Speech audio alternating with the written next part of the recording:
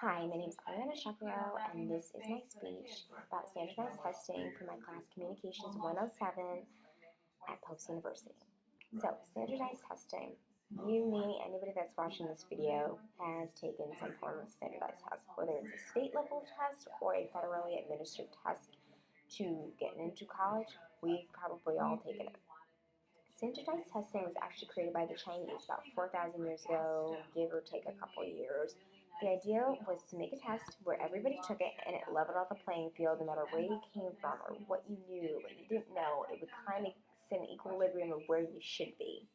Unfortunately, the way we're doing it in the United States, it's not working out for us. By the end of this speech, I want you to understand why I personally do not like standardized testing. Standardized testing is currently, I believe, creating a very negative impact in children all across the United States.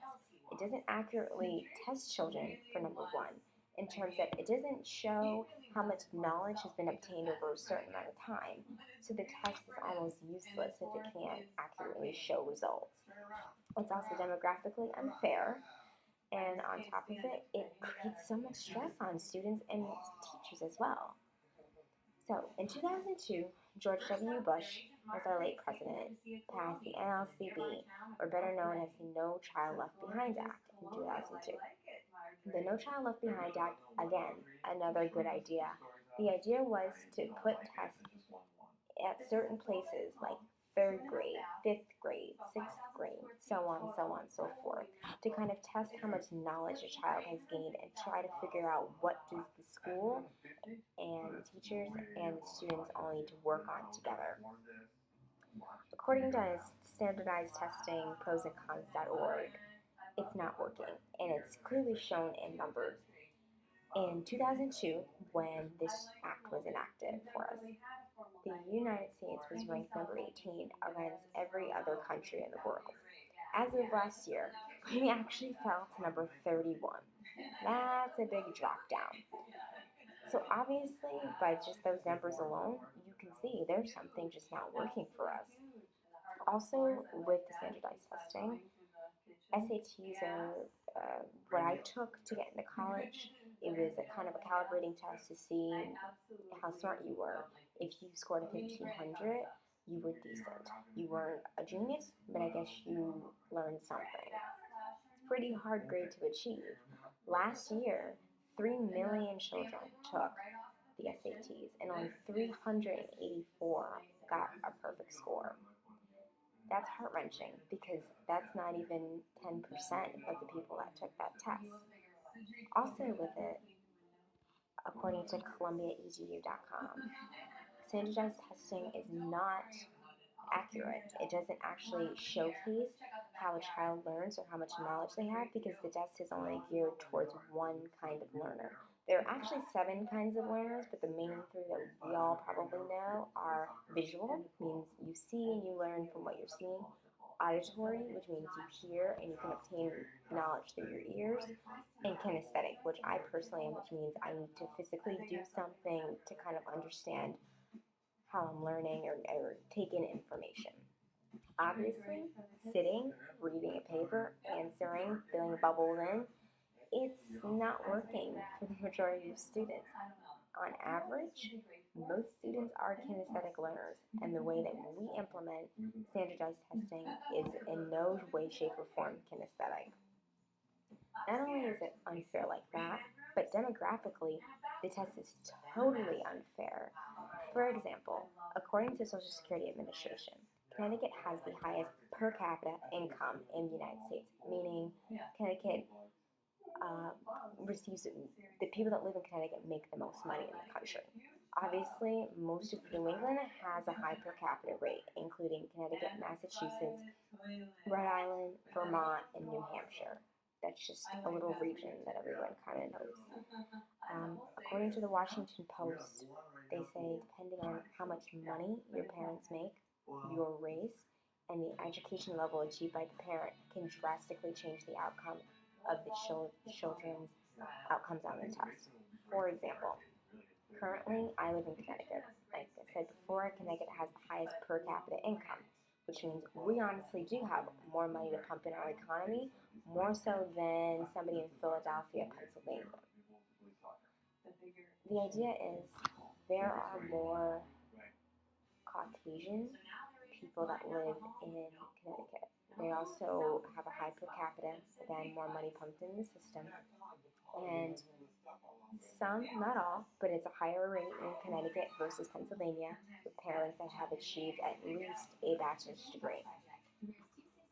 According to the Washington Post again, it's unfair because if a parent has a college education, they have more knowledge to give to their child. They also know how to seek more help for their children. If there's more money in the educational system, there's more opportunity, more resources for a child to have to pass this test or to achieve a great grade on it. Personally, I grew up in Massachusetts. My mom was a lawyer. My dad was a real estate broker, and he also worked with stocks. I had a lot of opportunity. I went to private schools. I had a blast. I got almost everything I ever wanted, and so going to schools where I had smart boards and tablets, and I had the most updated textbooks. When I talked to some of my friends that even came from New Haven, Connecticut, they didn't have those kind of luxuries, and thus they didn't have the same educational experience as I had. Not only were my parents educated, I went to a good school system, and I lived in a nice neighborhood. It made a huge difference on the way I think about things and the way I can test take. Also, along with demographically being unfair, according to standardized testing prosandcons.org, it creates too much pressure on children. I will give you a personal story that when I was in 11th grade, I was just about to take my SATs. I was about a month out. My mother forced me to do an SAT preparation class to try to get myself a little more acclimated to the test.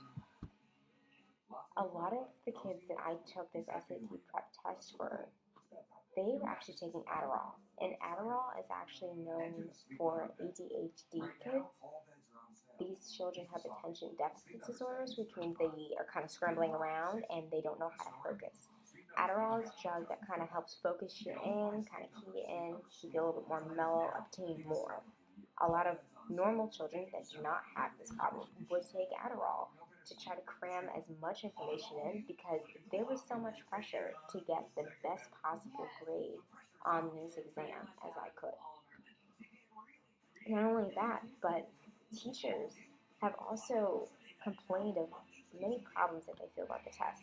According to the standardized testing prosandcons.org and columbiaedu.org, a lot of teachers feel that they drill things into children and not so much teach knowledge to children. And I guess knowledge is power, but yet how much power do we obviously have if we're not really teaching it?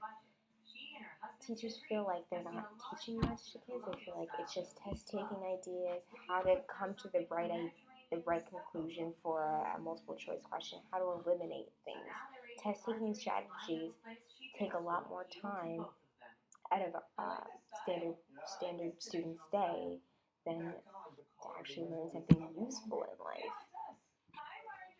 Also, a lot of teachers have also complained that in certain districts, if they do poorly, it reflects badly on the way the teachers are teaching, which is a problem for a lot of teachers because they're almost in fear of losing their job, which is very sad. Hopefully, nobody has to lose their job over standardized testing because that would be horrible. It's not their fault. It could be demographically. It could be not enough money in the school system. There's so many factors to it. And yeah, a lot of teachers have complained that they feel so much pressure to try to get these children to pass this test with great expectations. So after listening to this video, I hope that you can come to your own conclusion and you can realize that maybe standardized testing is not the best idea, or at least that the way we are taking the test right now, it's not so good.